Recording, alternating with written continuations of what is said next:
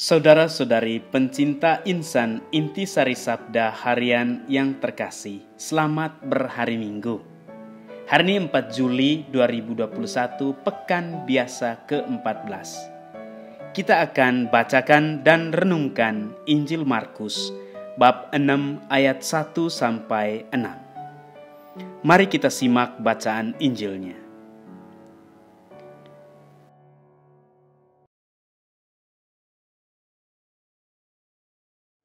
Kemudian Yesus berangkat dari situ dan tiba di tempat asalnya, sedang murid-muridnya mengikuti dia.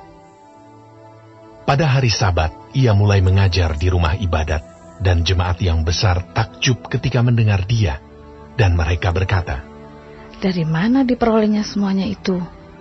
Hikmat apa pulakah yang diberikan kepadanya? Dan mujizat-mujizat yang demikian, bagaimanakah dapat diadakan oleh tangannya? Bukankah ia ini tukang kayu? Anak Maria, saudara Yakobus, Yoses, Yudas, dan Simon? Dan bukankah saudara-saudaranya yang perempuan ada bersama kita?"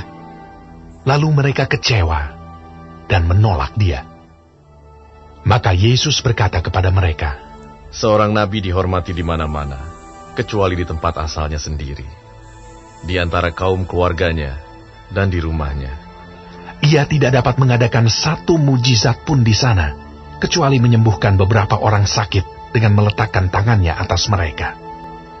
Ia merasa heran atas ketidakpercayaan mereka.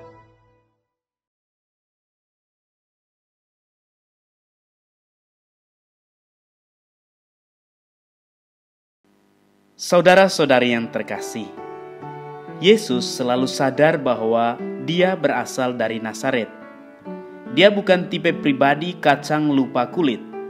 Setelah dia berkeliling sambil berbuat baik, mewartakan kabar baik, menyembuhkan orang-orang sakit dan mengusir setan-setan di luar kampung halamannya dan bahkan sampai ke wilayah di luar Israel, dia kemudian kembali ke tempat asalnya.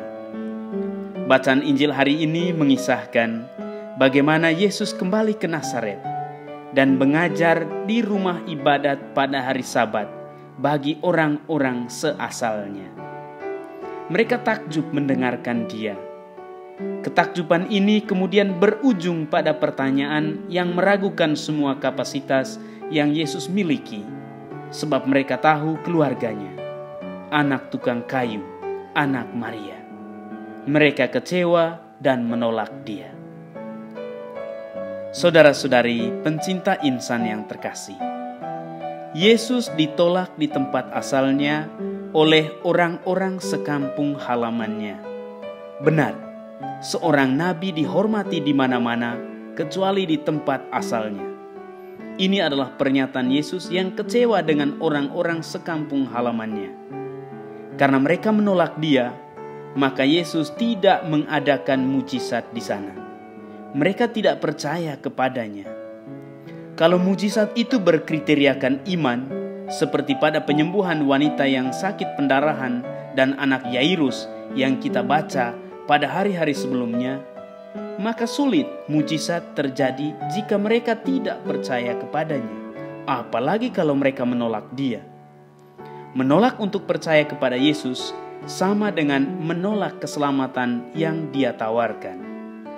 Hanya karena menganggap remeh orang yang kita kenal latar belakangnya, atau cemburu dengan orang yang dekat dengan kita, kita tidak menghargai, tidak mengakui kebaikan dan kelebihannya.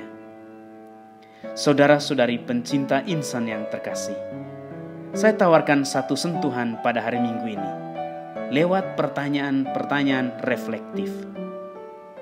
Apakah saya bisa mengakui kebaikan dan kelebihan saudara-saudariku yang sangat dekat denganku?